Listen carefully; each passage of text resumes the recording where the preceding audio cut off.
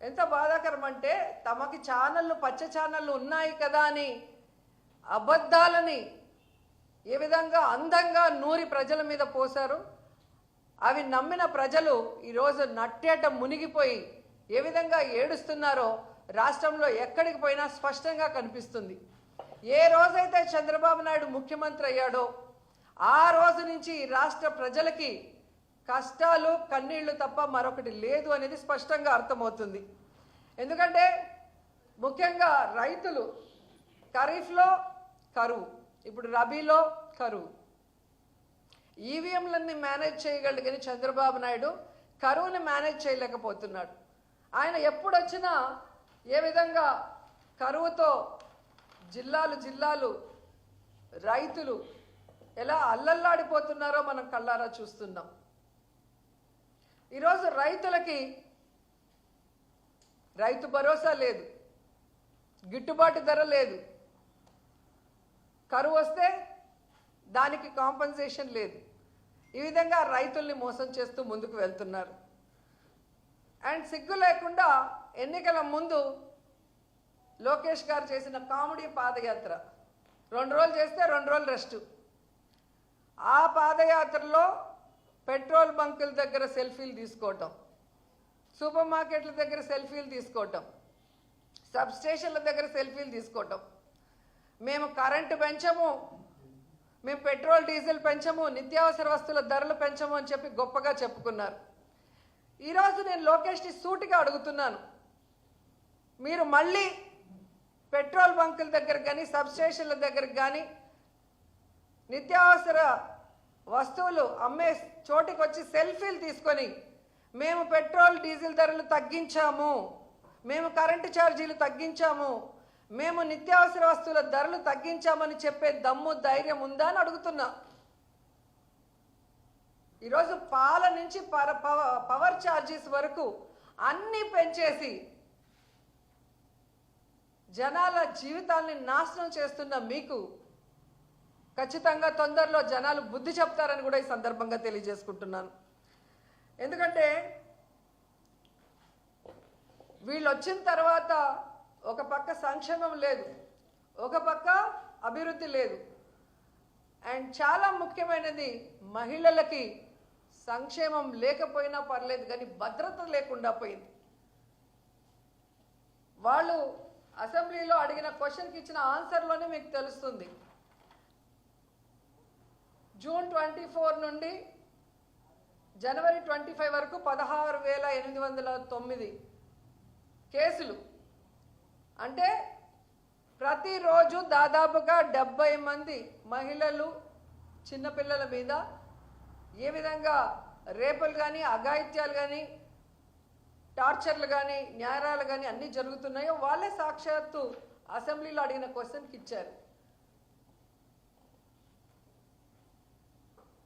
ఈరోజు జగనన్న అధికారంలో ఉన్నప్పుడు మహిళా పక్షపాత ముఖ్యమంత్రిగా మహిళలకు ఎంత అండగా ఉన్నారో మనం కళ్ళారా చూసాం. కానీ ఈరోజు చంద్రబాబు నాయుడు ముఖ్యమంత్రి అయ్యాక మహిళల కక్ష సాధించే విధంగా ఈరోజు కార్యక్రమాలు చేపడుతున్నారు. ఉదాహరణకి ఎన్నో ఉన్నాయి. ఈ రాష్ట్రంలో ఎంతమంది ఆడపిల్లల్ని రేప్ చేశారు, చంపేశారు, ముక్కలు చేసేశారు, అయినా కూడా పట్టించుకోరు. ఎక్కడికి ముఖ్యమంత్రి కానీ డిప్యూటీ కానీ హోంమంత్రి కానీ రావటానికి కూడా మనసు సహకరించదు.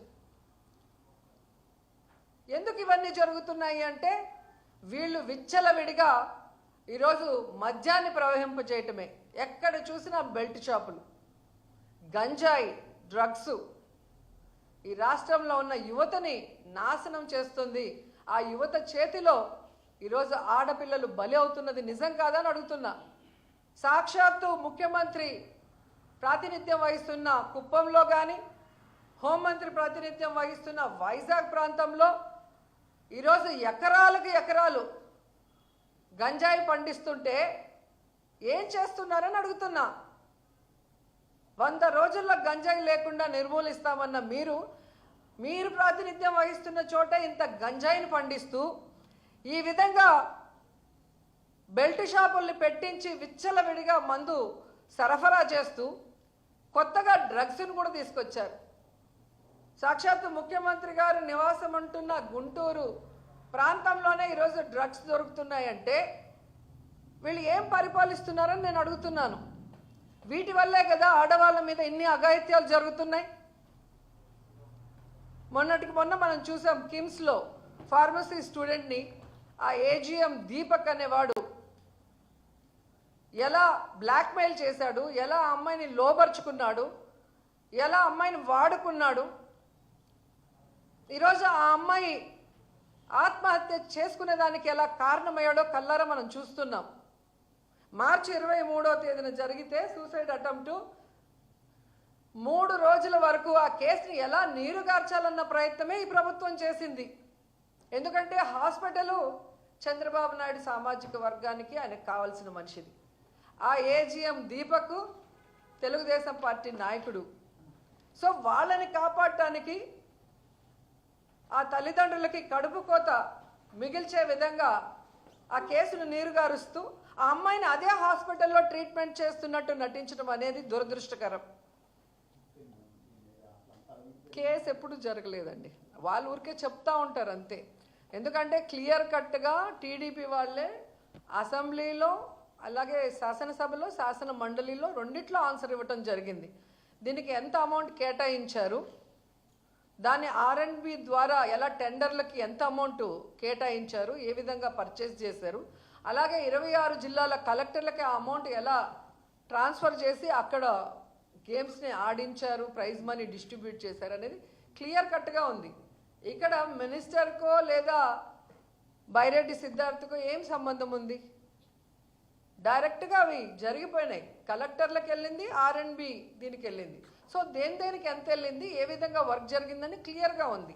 అండ్ వాళ్ళు ఇచ్చిన దాంట్లోనే ఏమైనా అవకతవకలు జరిగాయంటే లేదు అన్నారు, ఏమైనా చర్యలు తీసుకోబోతున్నారంటే అలాంటి ప్రసక్తే లేదని వాళ్ళే క్లియర్గా ఇచ్చి మళ్ళీ టీవీలకు మాత్రం సంబంధం లేకుండా ఏదో మాట్లాడతారు.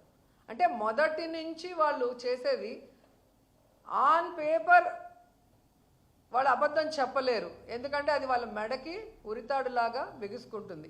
జగనన్న చేసిన అప్పుల విషయంలో కూడా ఛానల్లో చెప్పిన దానికి పయ్యావుల కేశవ్ గారు ఇచ్చిన దానికి తేడా మీకు తెలిసిందిగా.